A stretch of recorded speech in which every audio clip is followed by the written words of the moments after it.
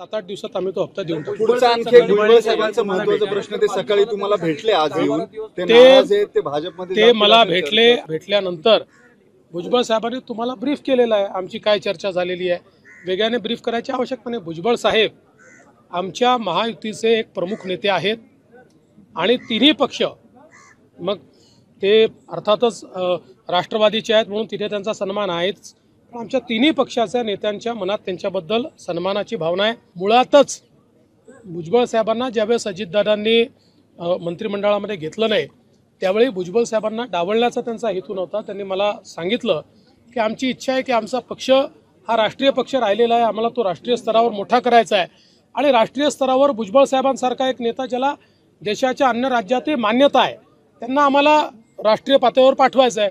भुजबळ साहेबांचं मत जरा वेगळं होतं, त्याच्यामुळे हा प्रश्न निर्माण झालेला आहे। पण आम्ही सगळे मिळून याच्यावर तोडगा काढू आणि भुजबळ साहेबांसारखा एक नेता हा आमच्यासोबत मैदानात असला पाहिजे या दृष्टीनं त्यातनं मार्ग काढला जाईल।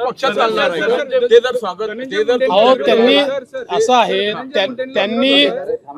त्यांनी अशी मागणी केली नाही, अशा प्रकारचा कुठला विषयही समोर आलेला नाही।